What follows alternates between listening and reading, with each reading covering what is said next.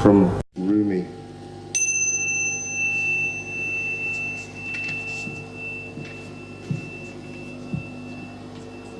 Out beyond the ideas of wrongdoing and right doing, there is a field.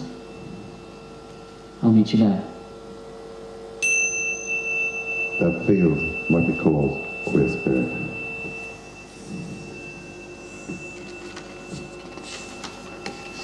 Here's a voice, a modern voice, gay mystic Andrew Harvey, modern teacher.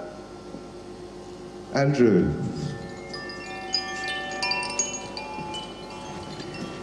It's important to realize that you have the divinity on your side. The divine is not against love or the body or sexuality. The divine wants the complete flowering of body, heart, mind and soul together to produce a completely different kind of human being.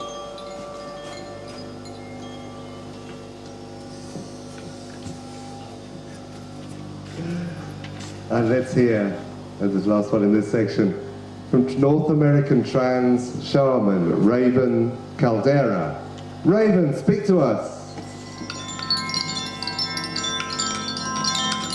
Transgender people have long been robbed of their own spiritual history, not knowing that there were once times when ours was considered a spiritual path in and of itself. We are all sacred, and it is time that the world knew that.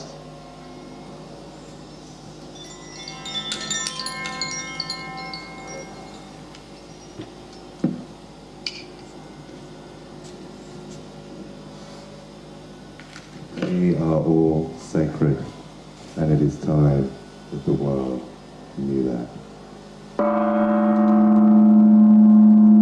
Queer spirit is singing through the clouds, is shining through the stars. Queer spirit is rising through the ocean. Queer spirit is stirring in the land.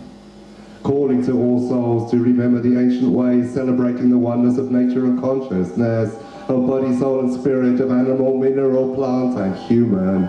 It's a dance of divine design in which the only thing that believes in separation is the human mind. Queer spirits liberating humanity from gender roles and sexuality from centuries of repression, revealing the power in the heart. Queer spirit sings to us across the earth, wake up and know our path. It's not about being what was before. Then we were few, but now we're many more. Then we were separate, but now we can find each other.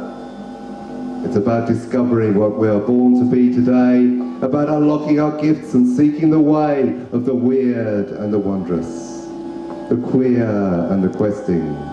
Out of the closets, out of the clubs, the sacred groves are calling us home.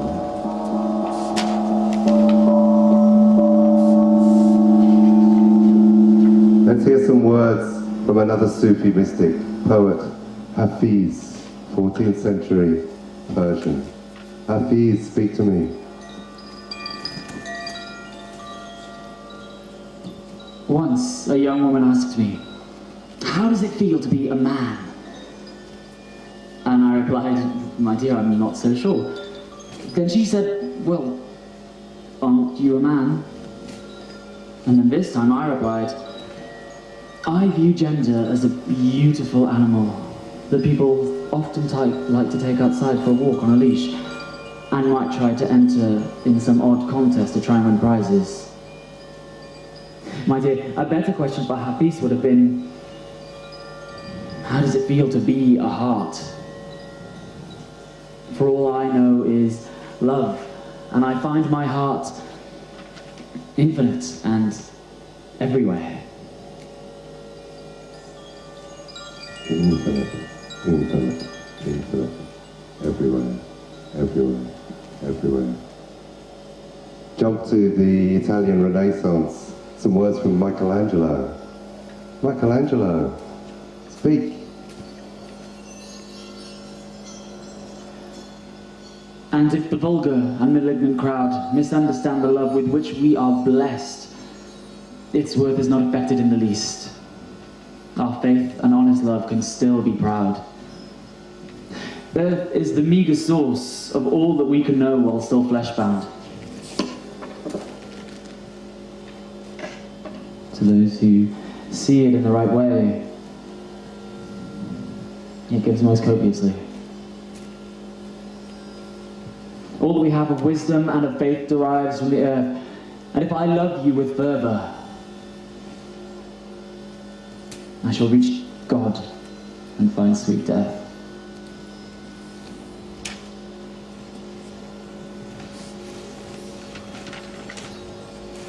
Walt Whitman, 19th century American poet and visionary, with his writing, he's held up as the greatest American poet. His writing is full of gay-related imagery from nature, and he was big time into celebration of the body.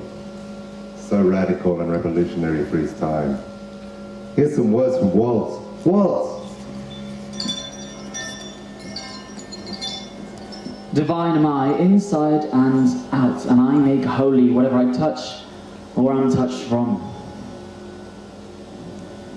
The scent of these armpits is aroma finer than prayer. This heads more than churches, Bibles, and all the creeds. And if I worship one thing more than another, it shall be the spread of my own body. Great mystic Andrew Harvey said of Walt Whitman, initiated as Walt was into the source of love, he saw and felt and knew that the body, soul, heart and mind are not separate, but are one living divine being. And that the energy of sexual love is one with that energy that births all the universes. Edward Carpenter, at the seventh time and into the early 20th century in the UK, it was Walt's lover for a while when he visited him, wrote philosophically about all this stuff, and he believed that the taboos around the body, taboos around sexual expression, is exactly what's keeping humanity stuck in ignorance and delusion. He believed that gay men and women, and he called us the Uranians, had a huge role to play in breaking down the taboos about sex and the body, a huge role to play in celebrating the holiness of the body and putting love and relationship instead of business at the center of human life.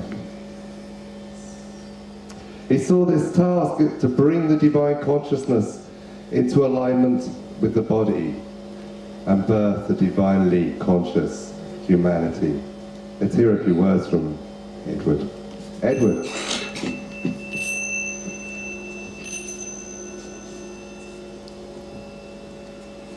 We are arriving at one of the most fruitful and important turning points in the history of the race.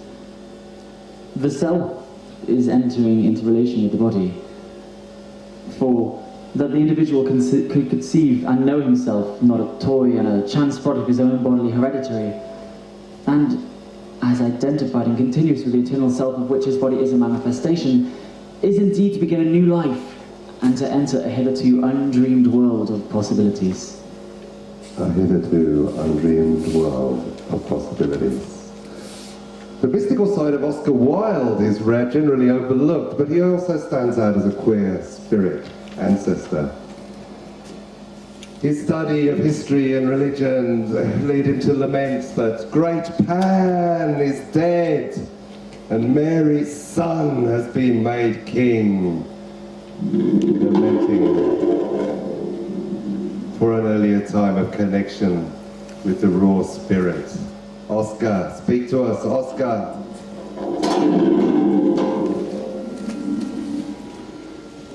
I am conscious that behind all of this artistic beauty, there is some spirit hidden, of which the painted forms and shapes are but modes of manifestation.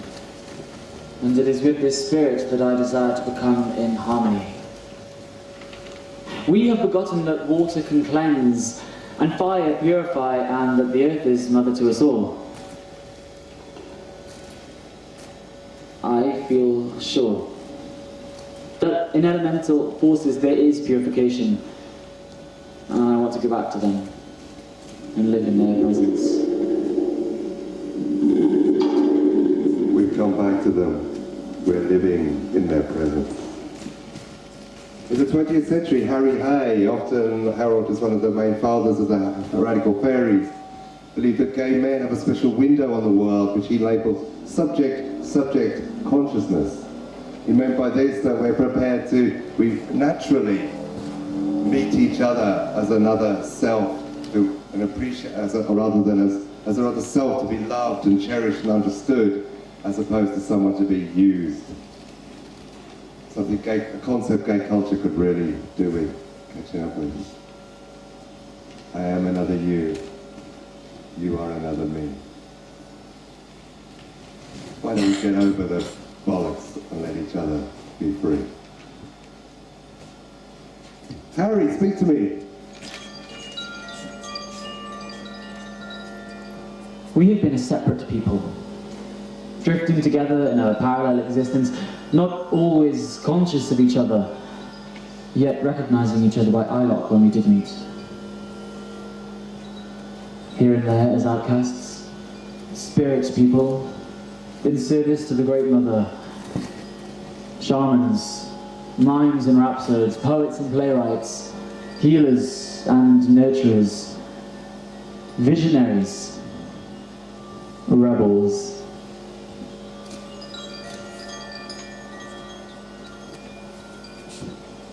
Visionaries, rebels.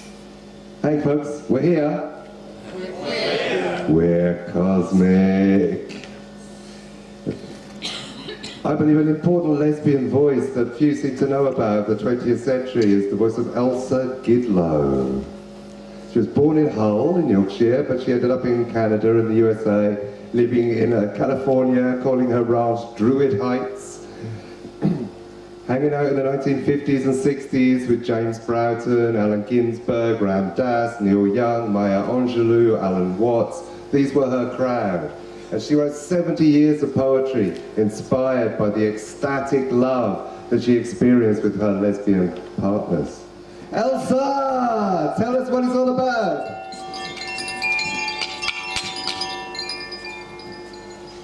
What if we smashed the mirrors and saw our true face? What if we left the sacred books to the worms and found our true mind? What if we burned the wooden Buddhas, gave the stone Buddhas back to the mountains, dispersed the gurus with a great laugh, and discovered the path that we had always been on? Discovering the path we have always been on.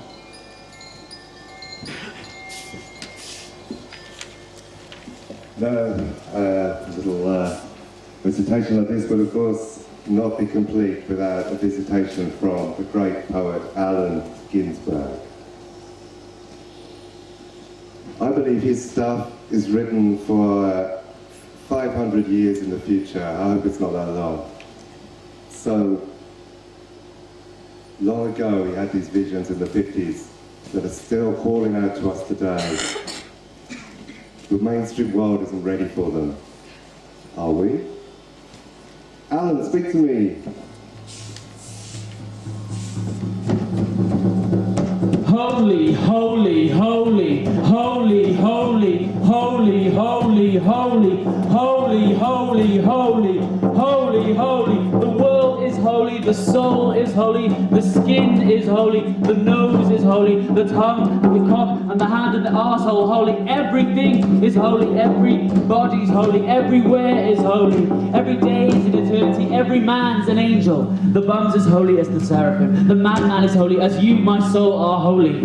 Holy the sea, holy the desert, holy the railroad, holy the locomotive, holy the visions, holy the hallucinations, holy the miracles, holy the eyeball, holy the abyss, holy forgiveness, mercy, charity, faith, holy ours, bodies, suffering, magnanimity, holy the supernatural, extra, brilliant, intelligent, kindness of the soul.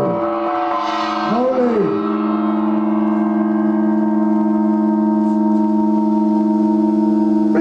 Bringing it down to a more rational perspective, writer Judy Grant in the 1980s, a fabulous book on another mother tongue, She defined queerness from a shamanic perspective. Judy, let's hear from you.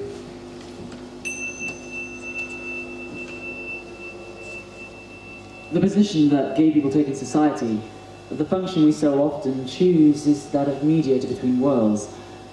In a tribal environment, this means shape-shifting into wolves, birds, stones, winds, and translating their wisdom for the benefit of the people of the tribe.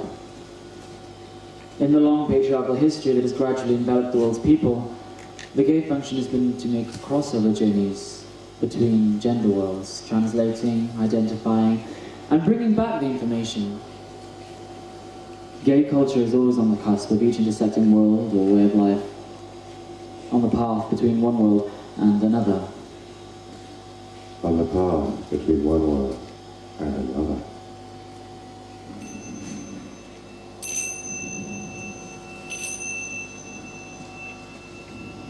The heady energy of the 1970s and 80s produced some radical new queer visions, new queer takes on history, such as works such as Witchcraft and the Gay Counterculture by Arthur Evans, works such as Two Flutes Playing by Andrew Raymer. And here's a quote from Larry Mitchell's book, The Faggots and Their Friends Between Revolutions, from 1978. But when it comes to history, here is the faggot version. All the men could be faggots, all their friends. They once were. There still exists a faint memory of the past when the faggots and their friends were free. The memory lives in the faggot's bones. The memory appears at night when the bones are quietest. In the darkness, the faggots remember that once they lived in harmony with each other and their world. They adored the women who loved women, and the women who loved women adored the faggots. Suddenly and strangely, some of the faggots began to show dis-ease. First, they cut down the trees which protected the other faggots from the wind and the rain. Then they burned the earth which fed the other faggots. Then they killed the young animals and ate them themselves. Then they began to enslave the women, all the women. As the dis-ease advanced, they stopped touching the other faggots, and at that moment, they became the men. They attacked the unsuspecting women who loved women. Bloodshed and devastation entered the bones of the faggots and began to drive the memory of harmony away. The women who loved women and the faggots were the only ones who knew the cure for the men's disease. But the men didn't want to be cured. The men didn't want to be cured. Their crimes against the others became more numerous and more demonic. More of the faggots became men, and so more became implicated in self-loathing, a dis-ease of otherness. The men drove the healers away. And the healers went into invisibility to wait for the men to turn on each other. At night, in their invisibility, the faggots remember freedom. They exchanged magical cock fluid and stroke each other's tired bones in memoriam and defiance. At night. At night, in their invisibility, the faggots remember freedom. They exchange the magical cock fluid and stroke each other's tired bones in memoriam and defiance.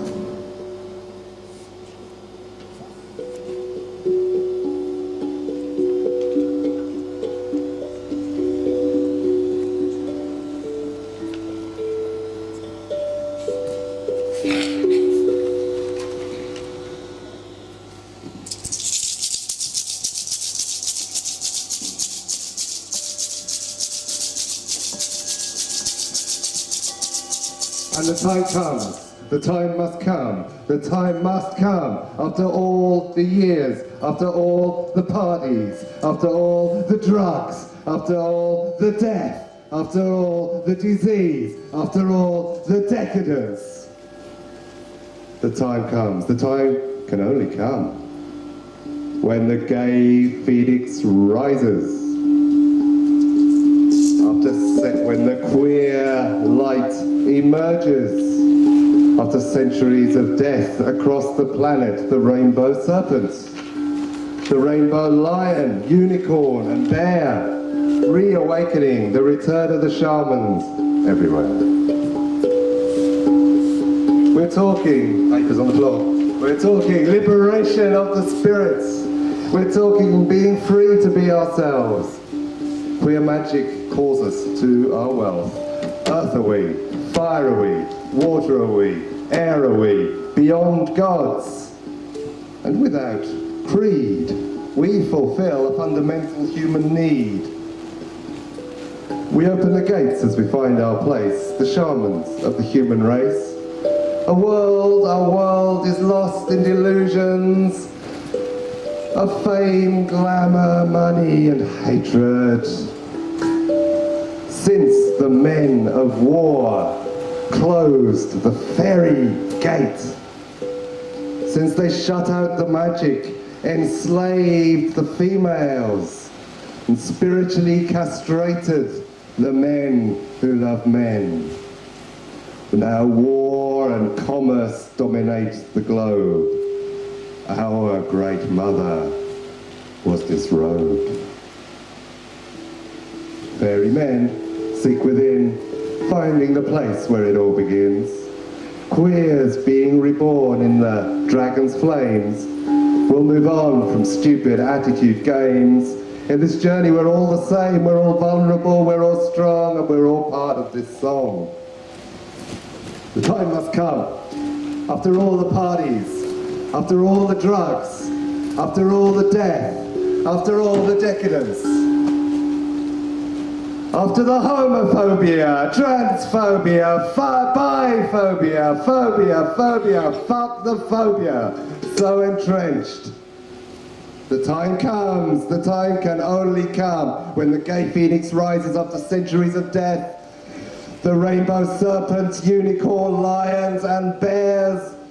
The return of the shamans, awakening everywhere. We're here. We're cosmic.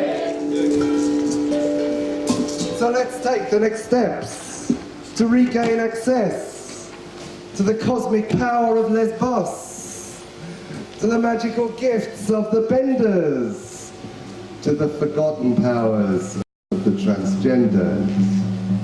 Be here, be clear, be cosmic, precious to humanity are we, reclaiming the ancient ways, renewing them for today. Sexuality is a sacred gift and it's designed for sharing with each other. Gender, oh hang on, it's not too fast. Love is what makes us both human and divine. And gender is soul drag.